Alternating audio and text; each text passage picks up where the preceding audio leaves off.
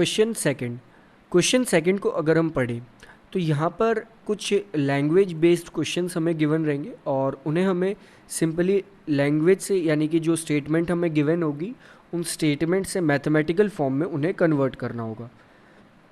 तो स्टार्ट करते हैं। सबसे पहले अगर इस क्वेश्चन के फर्स्ट पार्ट को देखें तो इसमें क्या गिवन है, इसमें कहा है कि रितु कैन ड्रॉ और we can say Ritu can row downstream 20 kilometre in 2 hours. एक पर्सन है रितु, वो डाउनस्ट्रीम जाती है यानी कि अगर रिवर लाइक हम मान लेते हैं हमारे पास एक रिवर है, रिवर कुछ दो स्पीड यहाँ पर हमारे पास आएंगी, तो हम मान लेते हैं कि रिवर इस डायरेक्शन में फ़्लो कर रही है और जो रितु है वो रो कर रही है यानी कि एक तरह से इस वाटर में मूव कर रही है इन द बोट। और ये कहा गया है कि रितु जब डाउनस्ट्रीम यानी कि एक तरह से जिस डायरेक्शन में वाटर फ्लो कर रहा है उसी डायरेक्शन में उसकी बोट भी फ्लो करती है, तो वो जो है वो 20 किलोमीटर्स का डिस्टेंस 2 आवर्स में कंप्लीट कर लेती है। तो दूसरी इन्फॉर्मेशन क्या गिवन है उसे भी एक बार यहाँ पर डायरेक्टली देख लेते हैं। ये कहा गया है कि अगर वो अपस्ट्रीम मूव करे तो 4 किलोमीटर कवर कर पाती है 2 आवर्स में। तो इसे देखते हैं। लाइक अपस्ट्रीम का मतलब है कि वाटर तो इधर फ्लो हो रहा है और वो मूव कर रही है अब ऑपोजिट डायरेक्शन में, यानी कि वाटर की जो डायरेक्शन है वो ये है और जो वो मूव करना चाह रही है वाटर में वो ऑपोजिट डायरेक्शन है। तो एक चीज़ हमें पता होनी चाहिए, लाइक हमने एग्जाम्पल में भी देखा था कि जब कभी भी कोई अप स्ट्रीम मूव करता है तो उसकी स्पीड कम हो जाती है। उसकी स्पीड अगर हम मान ले जो ऋतु की स्टिल वाटर में जो स्पीड है यानी कि अगर पानी रुका हुआ होता तो उस टाइम जो उसकी स्पीड होती वो स्पीड इन स्टिल वाटर कहलाएगी। तो वो होगी लाइक हम मान लेते हैं आर, और उसकी स्पीड कम किस वजह से हो रही है, वाटर के फ्लो की वजह से हो रही है अपस्ट्रीम में। तो एक तरह से वाटर भी फ्लो कर रहा है तो स्पीड ऑफ वाटर भी आएगा यहाँ पर। तो स्पीड ऑफ वाटर हो सकता है यहाँ पर हम मान लेते हैं W। तो अपस्ट्रीम में जो उसकी स्पीड हो जाएगी नेट स्पीड वो आएगी R माइनस W किलोमीटर पर आर। नेक्स्ट अगर हम डाउनस्ट्रीम की स्पीड देखें कि डाउनस्ट्रीम में उसकी स्पीड कितनी होगी, डाउनस्ट्रीम में जो उसकी स्पीड होगी उसकी स्पीड बढ़ जाएगी। बढ़ क्यों जाएगी, क्योंकि उसे पानी की स्पीड की हेल्प मिलेगी, तो वो हो जाएगी R प्लस W। तो ये दो स्पीड्स आ गए हमारे पास, एक तो अपस्ट्रीम की स्पीड है और एक डाउनस्ट्रीम की स्पीड है। और हमें स्पीड मिल चुकी है और टाइम और डिस्टेंस भी हमें क्वेश्चन में गिवन है। तो एक तरह से हमें सारी चीज़ें क्वेश्चन में गिवन है और उन्हीं चीज़ों का यूज़ करके हम इन न्यूमेरिकल्स को सॉल्व करते हैं। लाइक हमें एक फॉर्मूला पता है, फॉर्मूला ये होता है that is speed equal distance divided by time, और we can say speed equal distance upon time. तो एक तरह से हमारे पास दो स्पीड है, अपस्ट्रीम एंड डाउनस्ट्रीम। तो पहले हम अपस्ट्रीम लिख लेते हैं। अपस्ट्रीम की जो स्पीड है वो है R माइनस W। अपस्ट्रीम में जो डिस्टेंस ट्रैवल कर रही है वो हमारे पास है 4 किलोमीटर्स। तो हम लिख लेंगे 4 डिवाइडेड बाय टाइम उसे लग रहा है 2। और सेम इसी तरह अगर हम डाउनस्ट्रीम की बात करें तो डाउनस्ट्रीम जो हमारे पास है उसमें उसकी स्पीड होगी R प्लस W। डिस्टेंस वो ट्रैवल कर रही है 20 किलोमीटर्स का, टाइम उसे लग रहा है 2 आवर्स। तो एक तरह से यहाँ पर हम दो लीनियर इक्वेशंस फॉर्म कर पाएंगे। दो लीनियर इक्वेशंस वो क्या क्या हो जाएंगे, यहाँ पर 4 से 2 कैंसिल आउट हो जाएगा तो 2 आएगा, नेक्स्ट यहाँ पे 10 आएगा। तो दो इक्वेशंस हमारे पास आ जाएगी that is R minus W equal to, and एक इक्वेशन आएगी हमारे पास second equation that is R plus W equal 10। और इन दो इक्वेशंस का यूज़ करके अब हम दैट इज़ एक ये इक्वेशन हमारे पास है और सेकंड इक्वेशन हमारे पास है, इन दो इक्वेशंस का यूज़ करके अब हम इसे सॉल्व करेंगे।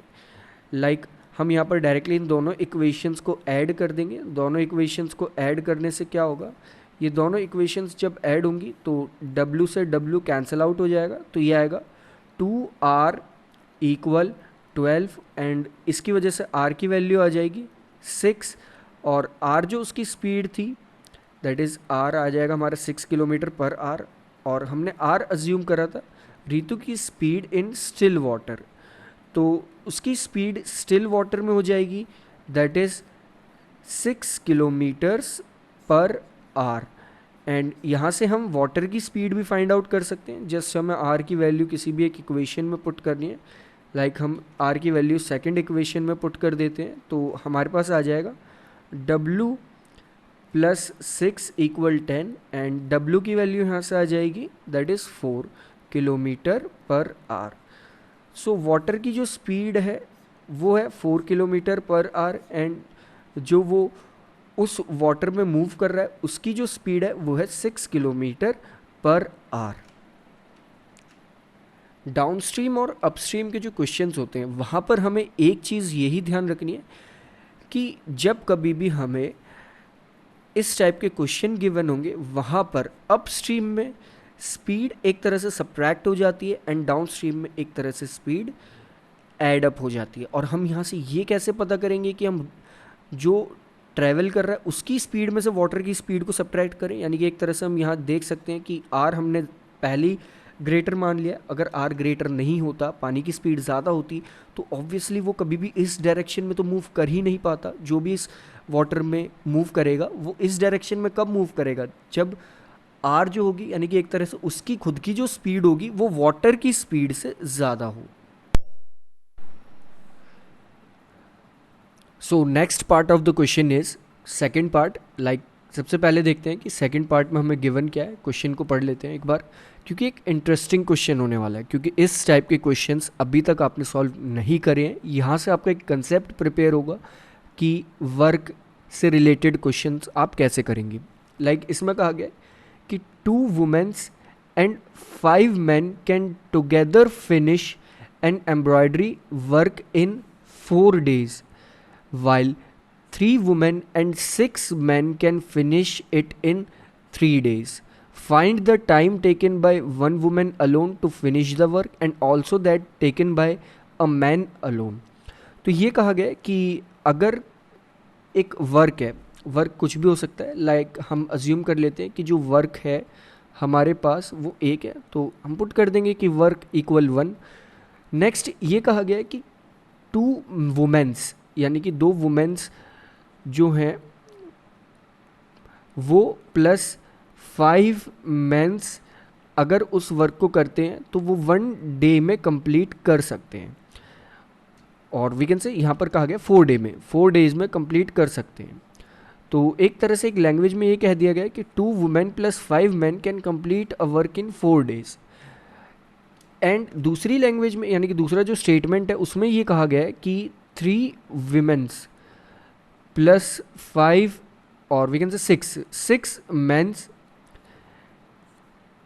जो अगर काम करते हैं साथ में तो वो उसी काम को 3 days में कंप्लीट कर सकते हैं। तो इससे एक बार थोड़ा सा लैंग्वेज वाइज चेंज करके देखते हैं। लाइक अगर हम माने, इसे समझते हैं एक बार कि अगर हम माने कि आपके पास होमवर्क मिला, आपको एक होमवर्क कंप्लीट करना है यानी कि 20 days का आपके पास टाइम है, और आपके पास जो वर्क है वो 20 पेजेस का है।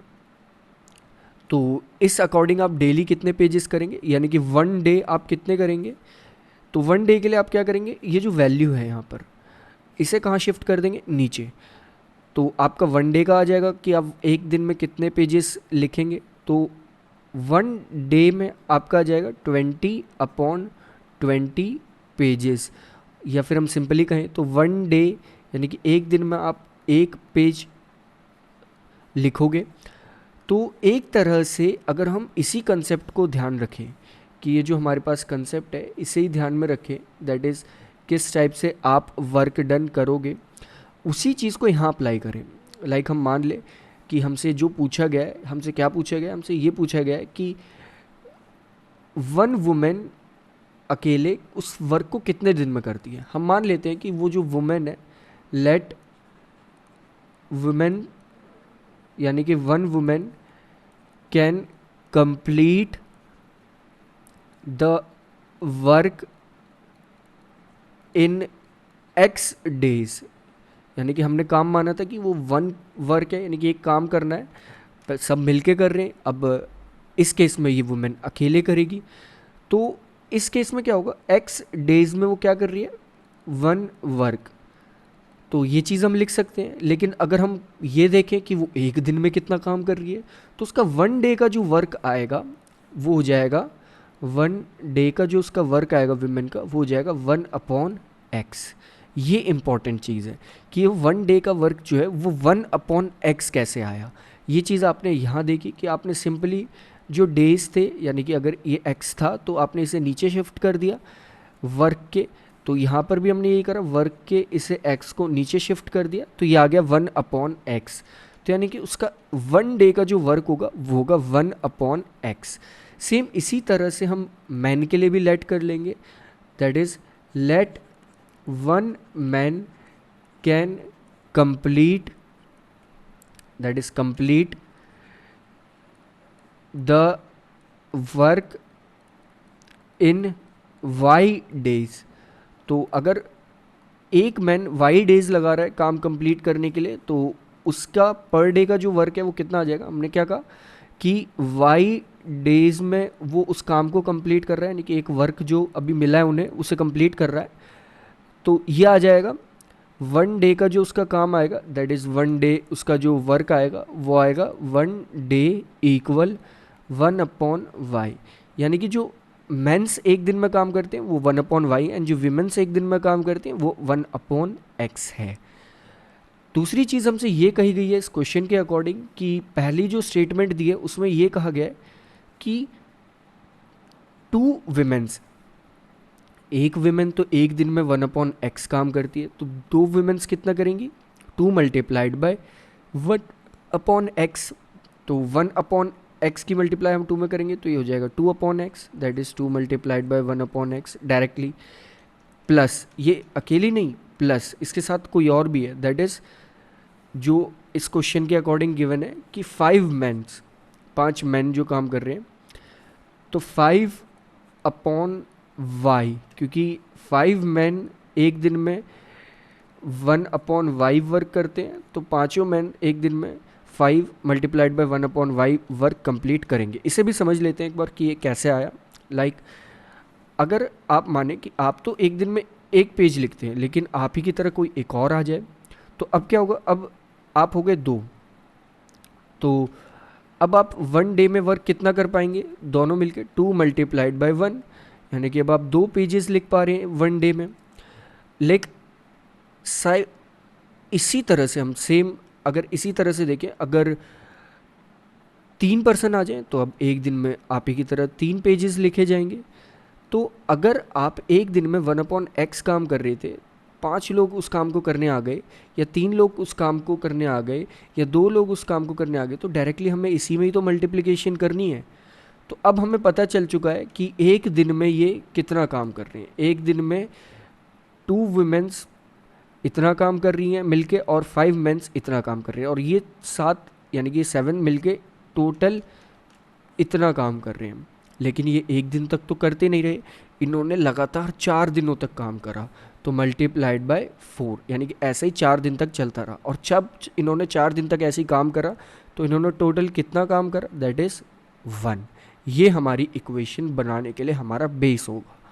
तो इसे हम थोड़ा सा चेंज कर लेंगे, तो हमारी इक्वेशन कुछ इस तरह से दिखेगी, दैट इज़ 2x, और वी कैन से 2/x plus 5/y equal 1/4। Same इसी तरह से हम सेकंड इक्वेशन भी फॉर्म कर पाएंगे। सेकंड इक्वेशन कैसे फॉर्म होगी, उसमें कहा गया था कि 3 विमेंस, तो 3 विमेन हमने 3 लिख लिया, और एक विमेन एक दिन में 1/x काम करती है, तो divided by x plus 6/y, यानी कि 6 मेंस, और ये कितने दिन तक काम करते रहे, 3 दिन तक काम करते रहे, तो इन्होंने एक काम कंप्लीट किया। तो ये इक्वेशन हमारी बन जाएगी अब 3/x प्लस 6/y इक्वल 1/3। तो एक तरह से हमारी यहाँ पर 2 इक्वेशंस बन जाएंगी, दैट इज़ पहली इक्वेशन तो हमारे पास है 2/x plus 5/y equal 1/4, and second equation जो है हमारे पास वो है 3/x प्लस 6/y इक्वल 1/3। और एक इम्पॉर्टेंट चीज़, आपने ऐसी इक्वेशंस को अभी तो प्रीवियस क्वेश्चंस में सॉल्व करा था, उसमें ये देखा था कि आप कैसे अज्यूम कर लेते हैं। तो अज्यूम वाला मेथड हम यहाँ पर यूज़ करेंगे। तो हम मान लेंगे कि let us assume that 1/x equal p and 1/y equal q। क्योंकि ये एक लीनियर इक्वेशन नहीं है, ये नॉर्मल इक्वेशंस है। इन्हें लीनियर इक्वेशंस में कन्वर्ट करने के लिए हमें इन्हें अज्यूम करना होगा। और अज्यूम क्या करेंगे, लाइक 1/x को तो हम p अज्यूम कर लेंगे एंड 1/y को हम q अज्यूम कर लेंगे। तो अज्यूम करने के बाद अब ये इक्वेशंस हमें कुछ इस तरह से दिखाई देंगी, like 2p plus 5q equal 1/4। और इसे अगर हम सिंपली 4 को यहाँ मल्टीप्लिकेशन में कर दें तो हो जाएगा 8p प्लस 20q इक्वल 1। ये तो हमारी पहली इक्वेशन आ गई। सेकंड इक्वेशन अगर देखें तो सेकंड इक्वेशन हमारी बनेगी that is 3p plus 6q equal 1/3। और 3 यहाँ मल्टीप्लाई होकर इक्वेशन को फॉर्म कर देगा, दैट इज ये इक्वेशन थोड़ी सी चेंज हो जाएगी। तो ये बन जाएगी 9p प्लस 18q इक्वल 1। तो ये हमारे पास दो इक्वेशंस आ चुकी हैं। और जब हम इन दोनों इक्वेशंस को सॉल्व करेंगे, यानी कि इन दोनों इक्वेशंस को हम सॉल्व कर लेंगे, तो जब आप किसी भी एक मेथड का यूज़ करके इन दोनों इक्वेशंस को सॉल्व करोगे तो p की जो वैल्यू आएगी वो आएगी 1 डिवाइडेड बाय 18 एंड जो q की आपके पास जो वैल्यू आएगी वो आएगी 1 डिवाइडेड बाय 36। तो एक तरह से यहाँ पर आपके पास दो वैल्यूज़ आ चुकी हैं। p की जो वैल्यू है वो 1/18 है एंड q की जो वैल्यू है वो 1/36 है। तो आपको p एंड q की तो वैल्यू फाइंड आउट करनी नहीं थी, आपको तो x एंड y की वैल्यूज़ फाइंड आउट करनी थी। तो x की वैल्यू यहाँ पर हो जाएगी इस according x equal 18 and y की जो वैल्यू आएगी वो हो जाएगी यहाँ से 36। तो यानी कि x हमने माना था कि ये जो फीमेल्स और वी कैन से विमेंस हैं वो x डेज में काम कर रही हैं, यानी कि एक विमेन। एंड y हमारे पास था the number of days taken by man, यानी कि एक वुमेन 18 डेज लेगी उस वर्क को कंप्लीट करने के लिए और एक मैन 36 डेज में वो वर्क कंप्लीट करेगा।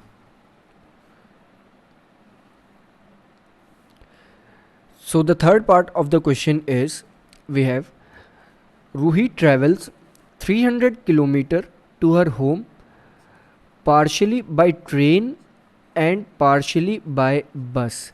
एक पर्सन है रूही, वो 300 किलोमीटर का डिस्टेंस ट्रैवल करती है।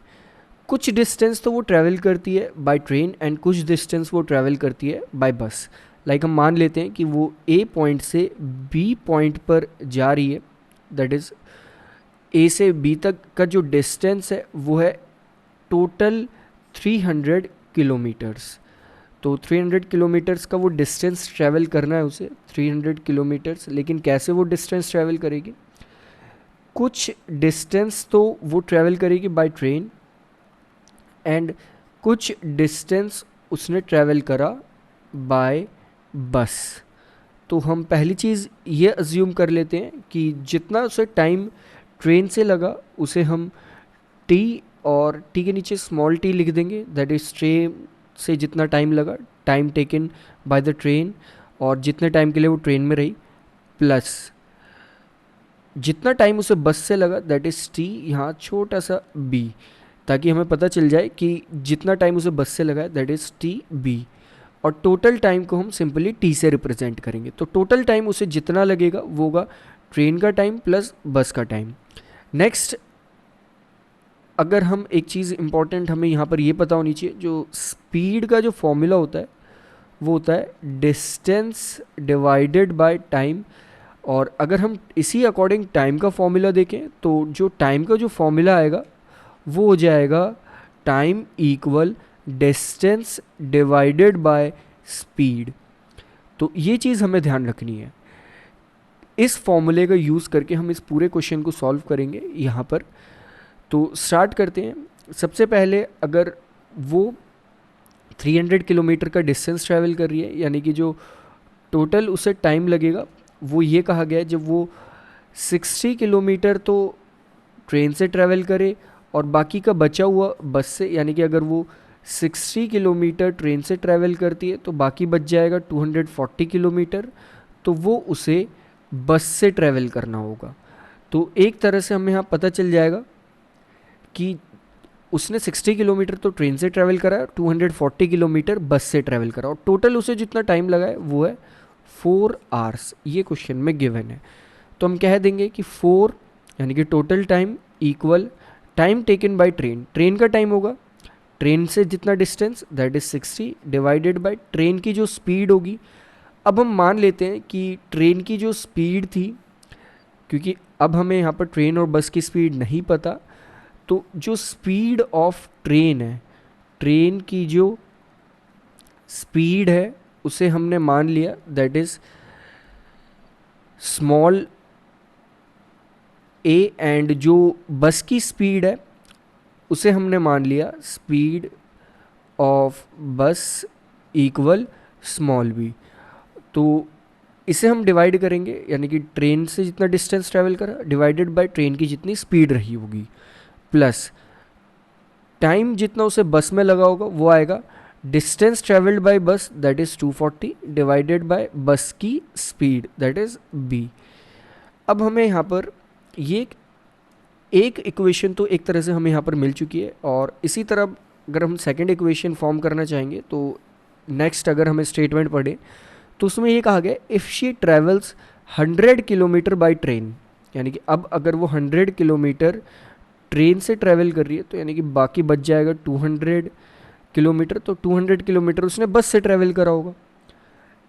तो अब हम इसे लिख देंगे कि अब टाइम भी हमें पता होना चाहिए, तो ये कहा गया है कि शी टेक्स 10 मिनट्स लॉन्गर। अच्छा, उसने अब 10 मिनट एक्स्ट्रा लिए हैं किससे, अपना प्रीवियस जो टाइम था, यानी कि अब उसे 4 आवर्स 10 मिनट्स लगे हैं पहुंचने के लिए। तो टोटल टाइम हम 4 आवर 10 मिनट्स तो नहीं लिख सकते, आर में ही हम इस टाइम को लिखेंगे। तो आर में इस टाइम को हम कैसे लिखेंगे, कैसे इस 4 आवर 10 मिनट्स को कन्वर्ट करेंगे, लाइक हमें पता है 1 आवर में होते हैं 60 मिनट्स, हमें 10 मिनट्स को आर में कंप्लीट करना है। तो 10 मिनट्स की अगर बात करें तो 10 मिनट्स में होते हैं 1/6 आर। तो इसे हम लिख देंगे 4 + 1/6 इक्वल ट्रेन का distance that is 100 divided by train का time that is a, plus bus का डिस्टेंस डिवाइडेड बाय बस की स्पीड, यहाँ पर टाइम नहीं स्पीड आएगा दैट इज स्पीड ट्रेन की स्पीड बस की स्पीड। तो ये सारी चीज़ें अब आ जाएंगी, और थोड़ी सी हमारी इक्वेशन अब हम चेंज करके इसे लिख देंगे। अगर इस इक्वेशन को लिखें तो वो आ जाएगा 25/6 इक्वल 100/A प्लस 200/B। तो ये एक तरह से हमारे पास दो इक्वेशंस आ जाएंगी। पहली इक्वेशन हमारे पास है 4 = 60/A plus 240/B, and second equation हमारे पास है 25/6 इक्वल 100/A प्लस 200/B। अब इन दोनों इक्वेशंस में हम अज्यूम कर लेंगे, जैसे कि हमने प्रीवियस क्वेश्चंस में भी करा था। अज्यूम क्या कर लेंगे, let us assume late 1/A जो है हमारा वो हम उसे मान लेंगे x, एंड 1/B को मान लेंगे y, क्योंकि अब हमें यहाँ पर a और b की वैल्यू कैलकुलेट करनी है, तो हम इसे अज्यूम इसलिए कर रहे हैं ताकि इस इक्वेशन को हम सिंपल फॉर्म में कन्वर्ट कर सकें। तो अब हमारी इक्वेशन हो जाएगी, पहली इक्वेशन हो जाएगी 4 = 60x plus 240y, and second equation हो जाएगी हमारी जो लीनियर इक्वेशन यहाँ पर बनेगी वो होगी 25 = 600x प्लस 1200y, वाई। तो ये दो इक्वेशंस हमारे पास फॉर्म हो जाएंगी, ये दो हमारी लीनियर इक्वेशंस होंगी और इन्हें हम लीनियर इक्वेशन के मेथड से ही सॉल्व करेंगे। और लीनियर इक्वेशंस के मेथड से जब हम इन्हें सॉल्व करेंगे तो आप इसमें कोई भी मेथड यूज़ कर सकते हैं, जो आपने बहुत सारे अब तक मेथड देखे हैं, जिसमें जब हम इसे सॉल्व कर लेंगे तो x की जो वैल्यू है वो यहाँ से आ जाएगी। जब आप इस इक्वेशन को सॉल्व कर लोगे तो x की जो वैल्यू आएगी आपके पास वो आएगी 1 डिवाइडेड बाय 60 एंड y की जो वैल्यू आएगी आपके पास वो आएगी 1 डिवाइडेड बाय 80। अब आपको यहाँ पर x और y की वैल्यू नहीं चाहिए इस इक्वेशन के अकॉर्डिंग, आपको जो फाइंड करना था वो a और b की वैल्यूज़ करनी है। तो इस अकॉर्डिंग जब आप इसे सॉल्व करोगे तो a की वैल्यू जो आएगी वो आ जाएगी 60 एंड b की, और वी कैन से y का यूज़ करके हम b की वैल्यू कैलकुलेट कर लेंगे तो वो आ जाएगी 80। यानी कि जो स्पीड अगर हम देखें तो एक तरह से जो स्पीड ट्रेन की रहेगी वो होगी 60 किलोमीटर पर आवर एंड जो बस की एवरेज स्पीड एक तरह से स्पीड होगी वो होगी 80 किलोमीटर पर आवर।